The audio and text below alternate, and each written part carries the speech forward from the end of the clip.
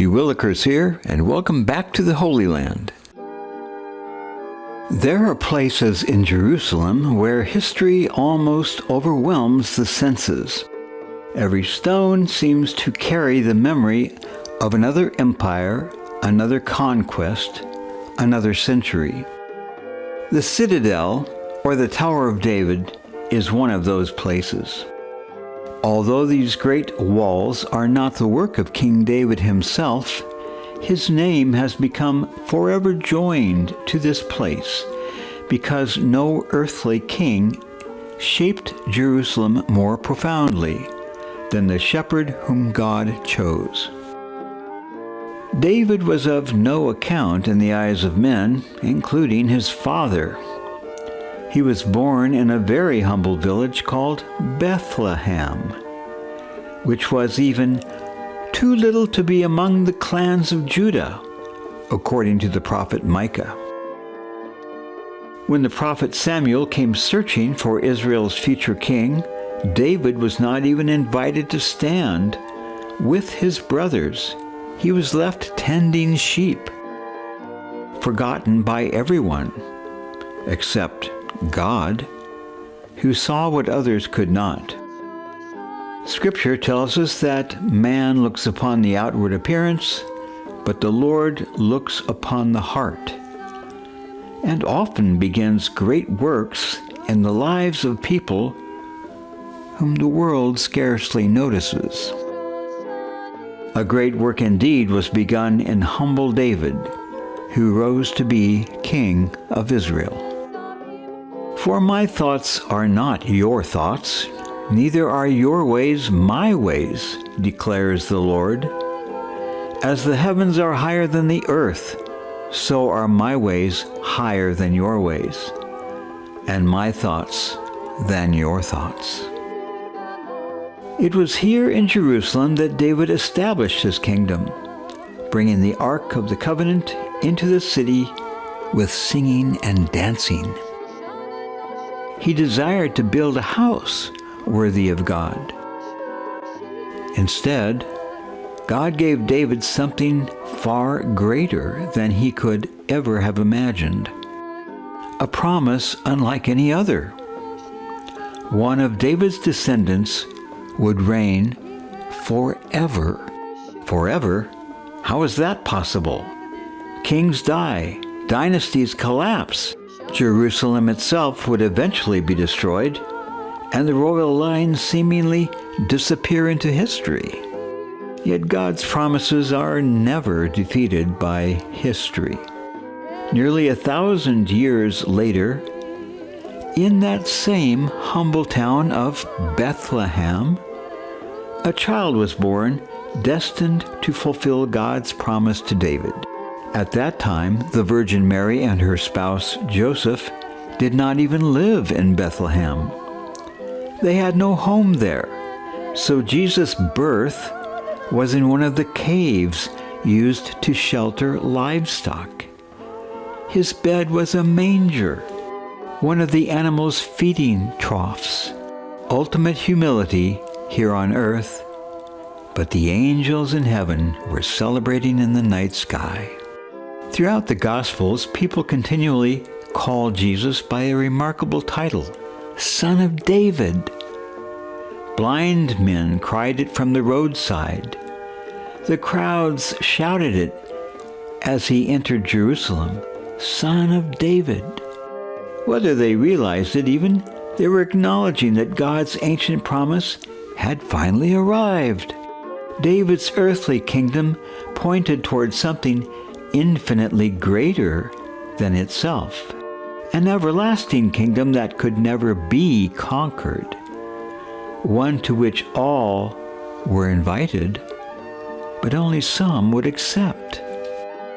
For all his greatness, David was far from perfect. His sins were grievous and brought suffering to innocent people. Still, when confronted with this truth, David repented with his whole heart. His prayer survives today in Psalm 51. Create in me a clean heart, O God. Perhaps that is why David remains so beloved, not because he never fell, but because he never stopped getting up and turning back to God. That is a lesson all Christians must remember, because sin and failure are our constant companions throughout this life. Christianity is not a feel-good religion. Its goal is not our personal happiness, but our eternal salvation. A pilgrim's path through this life should be a journey of ongoing repentance, seeking God's mercy. All around us here in the Citadel are stones that have witnessed thousands of years of human triumphs and defeats. However great such events seemed at the time, all have passed into silence. Nothing remains of what any of us hope to accomplish on this earth, except that which leads toward the kingdom of heaven. And only God's mercy can help us with that. Beginning the museum tour, I thank God for allowing me to stand where His promise to David slowly unfolded until it reached its fulfillment in Jesus Christ.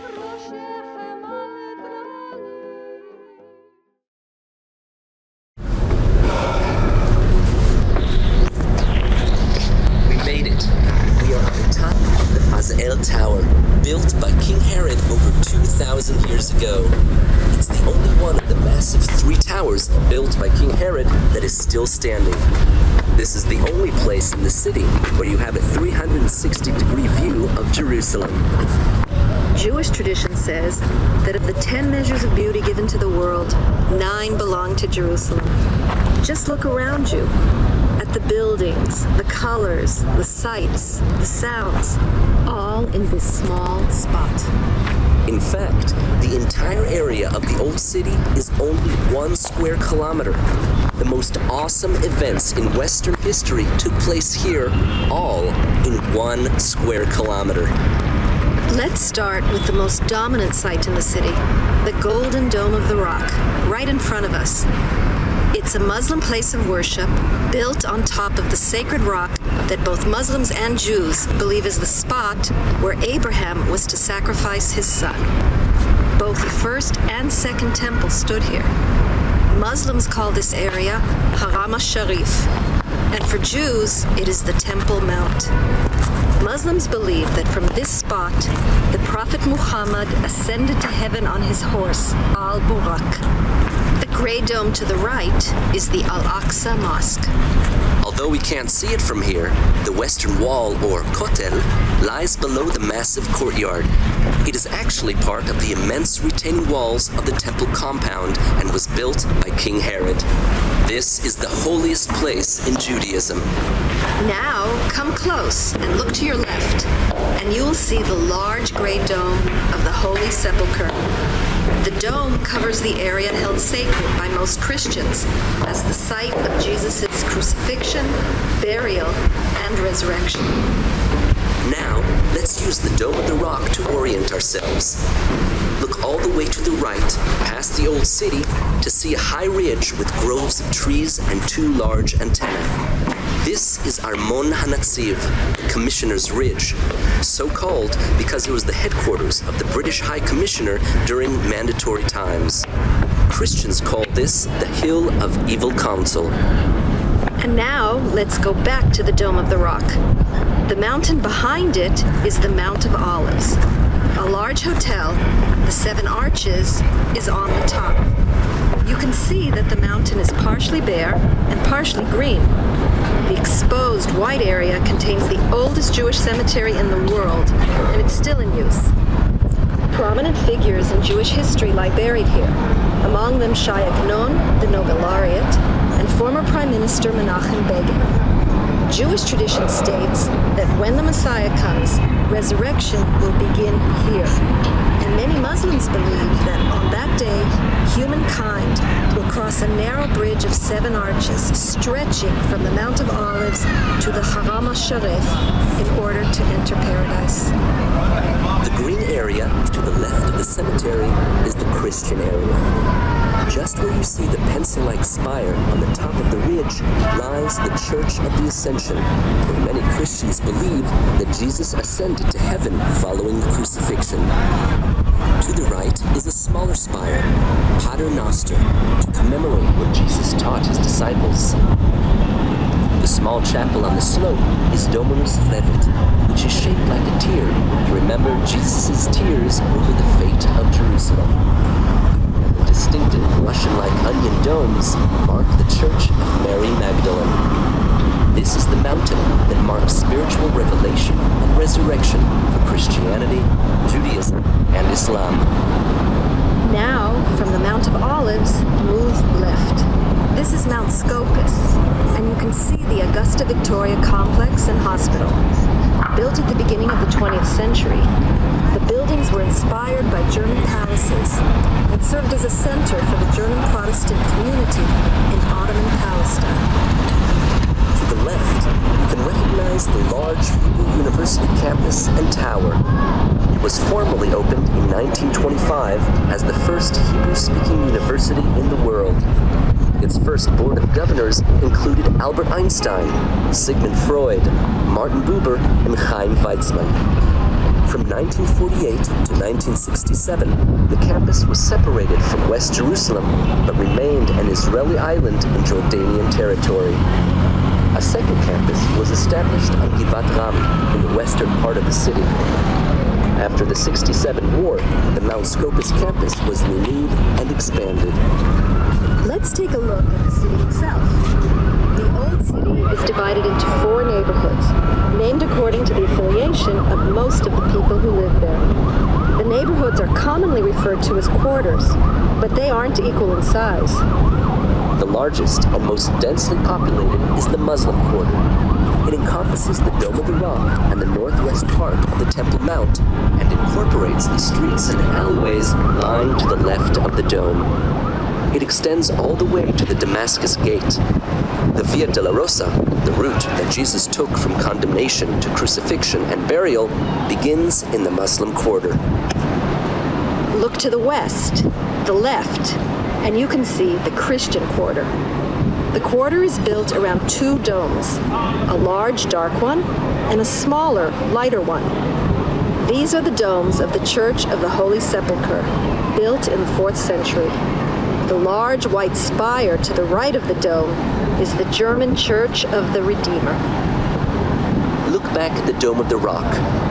The Jewish quarter begins just to the right of the Muslim quarter, opposite the western wall. You can see the white dome on the right, which marks the Churva synagogue. In Hebrew, Churva means destroyed.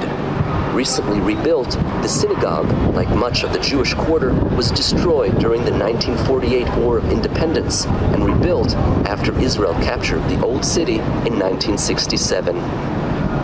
To our right, just north of the Jewish quarter, lies the Armenian quarter.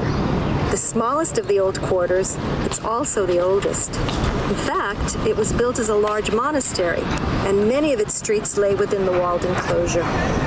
And to the right of the Armenian quarter, outside the city wall, is the wide cone-like top of the Dormition Abbey at the top of Mount Zion.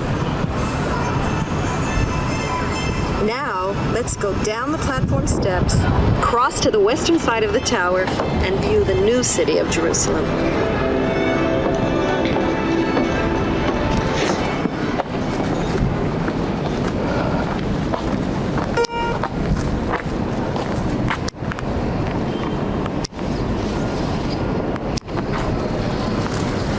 Just fast-forwarded 2,000 years. We are looking at the new city. Take a look to your left. Just below the windmill, you can see the first Jewish neighborhood that was built outside of the city walls. Mishkenot Sha'ananim consists of 2 long buildings and was built in 1860. The windmill served as a source of employment for the first residents. Today, the buildings serve as a guest house for visiting artists. Back in 1860, it was hard to convince the Jews to leave the safety of the old city walls and settle in a new neighborhood.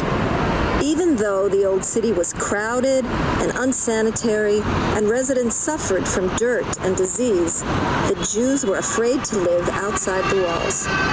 30 years later, a second neighborhood was established in the area, that of Yamin Moshe, whose red roofs we can see beneath the windmill.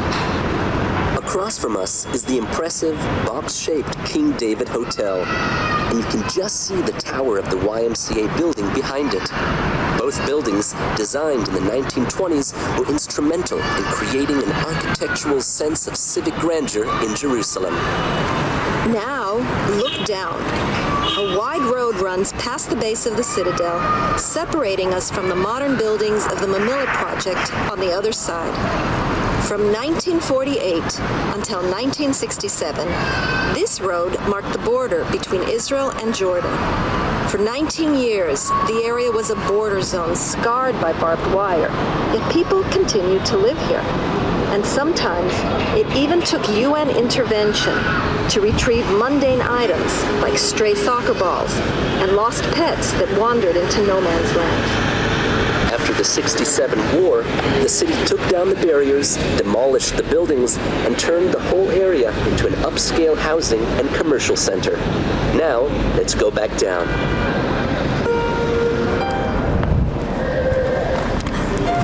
That would express the grandeur and majesty of ancient Israel. And what was more natural? To mark the 3,000th anniversary of its founding. And it was placed here in the Tower of David Museum to honor King David. Does that mean that King David was here too? Well, the answer is surprising.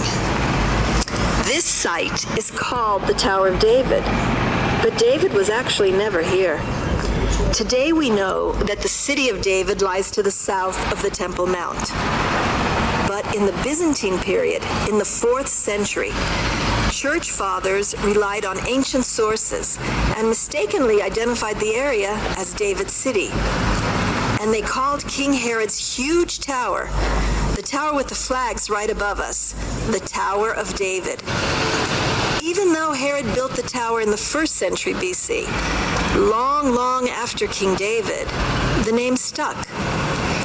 When European travelers came to Jerusalem in the 19th century, they looked for the Tower of David. And in the distance, they saw the imposing 17th century minaret that you can see on the right, rising above the Citadel. And they called it the Tower of David.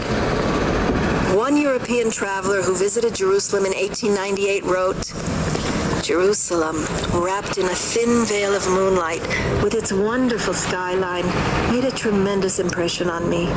The silhouette of the fortress of Zion, David's tower, is splendid."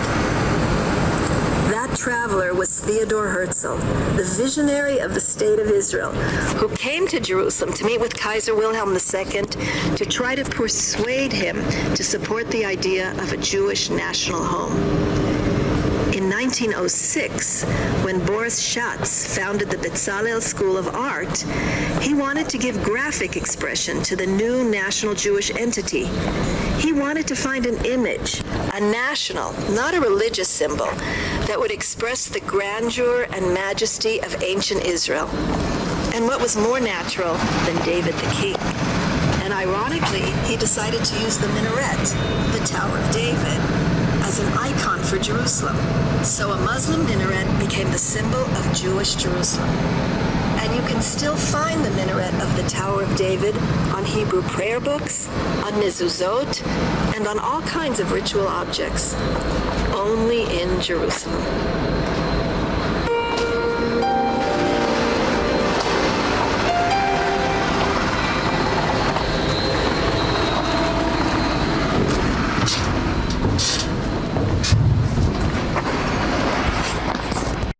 Some 2,500 years ago, the city grew to encompass the entire area of today's Old City. The The Roman historian Pliny the Elder said that Jerusalem was the most famous city in the East. And Jewish sages wrote, "Whoever has not seen Jerusalem in its splendor has not seen a fine city. And whoever has not seen the Holy Temple has never seen a beautiful building." The residential neighborhoods reached as far north as the old city of today, and even beyond. The western boundary of Jerusalem was here, in the area of the Citadel.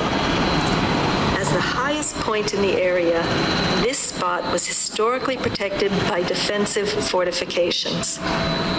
The Hasmoneans built their fortifications here, and later, King Herod added the 3 towers that you can see on the model.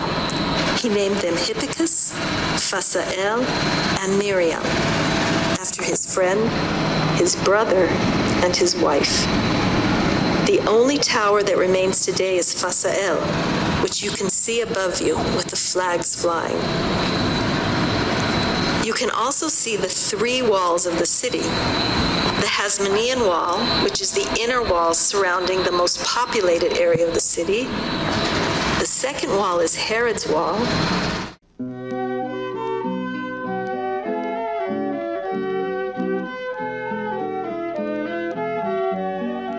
The official Tower of David tour is informative, but not inspirational. It is not even touched on some of the most important facts about this amazing place. Archaeologists believe that Herod the Great's magnificent palace once stood here, adjoining the Citadel. If their conclusions are correct, then this ground witnessed one of the most extraordinary encounters in all history. After Jesus was arrested in Gethsemane, he was brought before Pontius Pilate. Pilate soon learned that Jesus came from Galilee. Since Galilee belonged to Herod Antipas, Pilate sent him here, to Herod's praetorium. Herod had long wanted to meet Jesus, but not because he hungered for truth. Luke tells us he hoped to see a miracle, something entertaining, something astonishing. He wanted spectacle. Instead, he received silence. Jesus had no miracle to perform for the idly curious, for the banal and cruel, only for the helpless and hopeless, the knowingly blind and deaf, the sick and the poor.